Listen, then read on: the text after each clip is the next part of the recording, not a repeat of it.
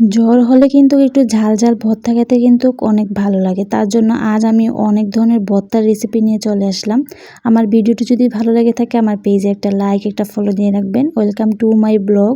Hello everyone, আসসালামু আলাইকুম। আশা করছি আপনারা সবাই ভালো আছেন। আলহামদুলিল্লাহ আমরা অনেক ভালো আছি। আমি সকাল থেকে ব্লগটা শুরু করলাম। তাসপিলের গতকাল থেকে অনেক জ্বর এসেছে, ওর শরীরে ঠান্ডা জ্বর লেগে রয়েছে। কারণ ও বৃষ্টিতে অনেক ভিজেছে, বৃষ্টিতে ভিজার কারণে ওর অনেক জ্বর হয়ে এসেছে। ওই জ্বরের মুখে কিছুই খেতে পারছিল না। ও সকালে উঠে বলল ওকে একটু ঝাল ঝাল করে ভর্তা বানিয়ে দিতাম, যাতে ও কয়টা ভাত খেতে পারে। তার সাথে খুদের ভাত রান্না করে দেওয়ার জন্য বলতেছিল।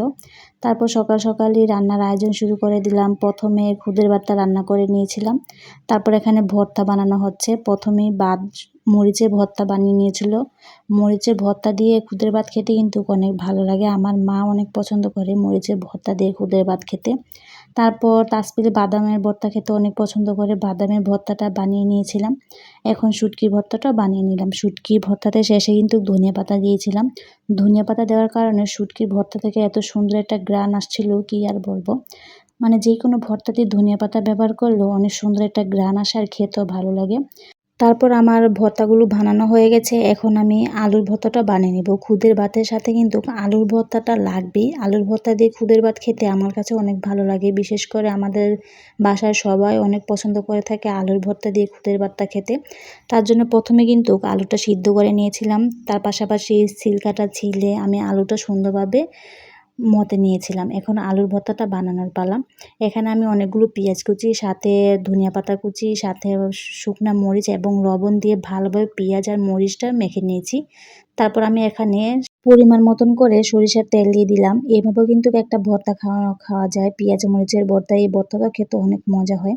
তারপর আমি পেঁয়াজ আর মরিচের সাথে তেলটা ভালোভাবে দিয়ে মেখে নিয়েছি। সাথে কিন্তু ধনিয়া পাতাটা দিয়ে ভালোভাবে মেখে নিলাম। এখন আলুর ভর্তাটা দিয়ে এর সাথে ভালোভাবে মেখে নিব।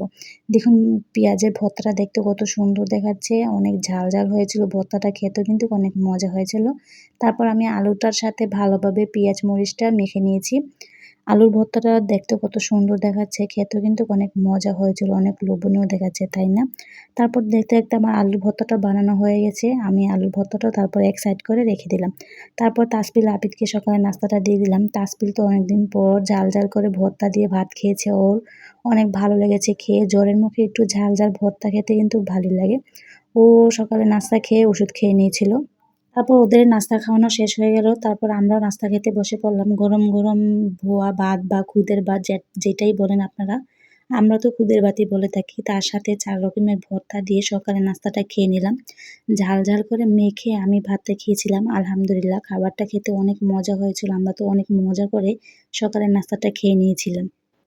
সকালে নাস্তা খাওয়া-দাওয়া শেষ করে দুপুরে রান্নারও আয়োজন করে দিয়েছি। প্রথমে এখানে কাটাকুটা করে ধুয়ে পরিষ্কার করে রেখেছিলাম। এখন শুধু রান্নাটা করার পালা। আজ কচু দিয়ে মাছের তরকারি রান্না করা হবে। তার সাথে পাট শাক বাগার দেওয়া হবে। তার জন্য প্রথমেই কচুটা পানি দিয়ে সিদ্ধ করতে বসিয়ে দিয়েছি। তার পাশাপাশি শাকটাকে একটু হালকা সিদ্ধ করে নিয়েছিলাম লবণ দিয়ে। এখন শাকটাকে আমি বাগার দিব। তার জন্য একটা কড়াইতে পরিমাণ মতন তেল, তারপর রসুন কুচি দিয়ে শাকটা বাগার দিয়ে থাকি আমরা। তার জন্য এখানে অনেকগুলো রসুন দিয়ে রসুনটা ভালোভাবে লাল লাল করে ভেজে তারপর এখানে শাকটা দিয়ে দিলাম। শাকটা ভালোভাবে আমি রসুনের সাথে মিশিয়ে নাড়াচাড়া করে শাকটা নামিয়ে নিলাম। আমার কাছে তো পাট শাক খেতে অনেক ভালো লাগে। পাট শাকের সাথে যদি একটা মাছ ভাজা হয় তাহলে তো আর কোনো কথাই না। আজ আমি মাছ ভাজা রেখেছিলাম পাট শাক দিয়ে খাওয়ার জন্য। তার জন্য প্রথমে আমি কিন্তু মাছের উপরে হলুদ, মরিচ, লবণ দিয়ে ভালোভাবে মেখে এক সাইড করে রেখে দিয়েছিলাম। এখন কড়াইতে পরিমাণ মতন তেল দিয়ে মাছগুলো ভালোভাবে লাল লাল করে ভেজে নামিয়ে নিয়েছিলাম। এখান থেকে কিছু মাছ ভাজাও রেখেছিলাম দুপুরে খাওয়ার জন্য। মাছ ভাজাটা এক সাইড করে রেখে তারপর আমি তরকারিটা বসিয়ে দিলাম। কড়াইতে পরিমাণ মতন তেল, তারপর পেঁয়াজটা দিয়ে ভালোভাবে পেঁয়াজটা কিছুক্ষণ ভেজে নিয়েছি। পেঁয়াজটা যখন আমার কিছুক্ষণ ভাজা হয়ে যাবে তারপর আমি এখানে কিছু আদা রসুনের পেস্ট দিয়েও কিছুক্ষণ ভেজে নেব, যাতে আদা রসুনের গন্ধটা না থাকে।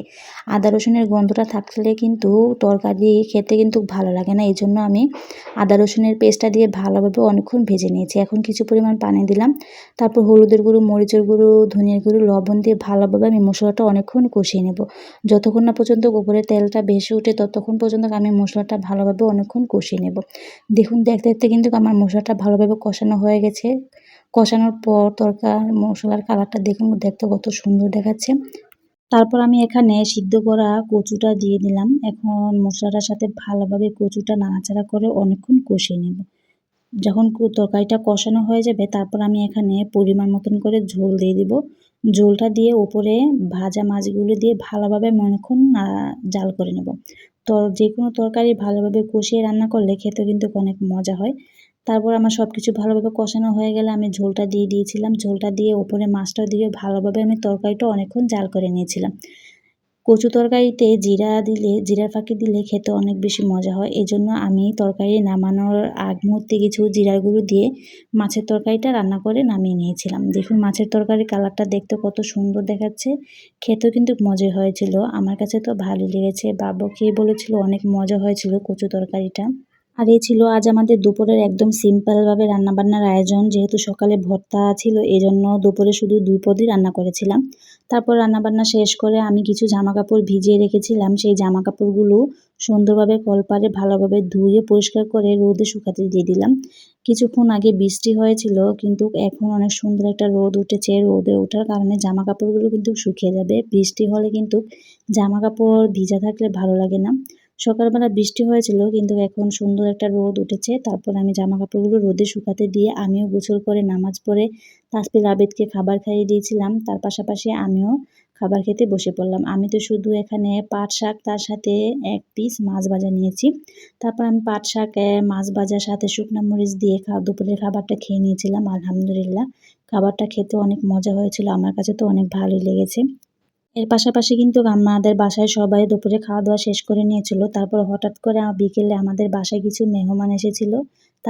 তাদের জন্য এখানে কিছু বিস্কিট, চানাচুর, আম, আনারস, শরবত বা এসব দিয়েছিলাম বিকেলের নাস্তা হিসেবে। তারপর ওরা খাওয়া-দাওয়া শেষ করে সন্ধ্যার সময় চলে গিয়েছিল। তারপর আমরা সবাই বসে বিস্কিট, চানাচুর এসব খাচ্ছিলাম।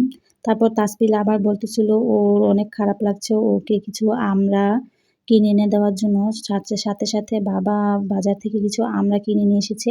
তারপর আমড়াগুলো আমি ভালোভাবে ধুয়ে পরিষ্কার করে কেটে দিয়েছি। এখন এর সাথে শুকনা মরিচ, লবণ দিয়ে ভালোভাবে আমি একটু ঝাল করে মেখে দিব। যেহেতু জ্বরের সময় একটু টক ঝাল এসব খেতে কিন্তু ভালো লাগে। তার জন্য আমি এখানে কিছু শুকনা মরিচ, লবণ দিয়ে ভালোভাবে আমড়াটার সাথে মেখে ঝাল করে মেখে দিয়েছিলাম। তাসফিল তো খেয়ে বলল অনেক মজা হয়েছে। জ্বরের সময় একটু টক ঝাল খেতে ভালোই লাগে। ও অনেক মজা করে তারপর আমড়া মাখাটা খেয়ে নিয়েছিল। আবি তো আমড়া খেতে অনেক পছন্দ করে। এভাবে মেখে দিলে আবি তো অনেক মজা করে খেয়ে থাকে। পাশাপাশি আমরা সবাই খেয়েছিলাম। ভালোই হয়েছিল আমড়া মাখাটা খেতে।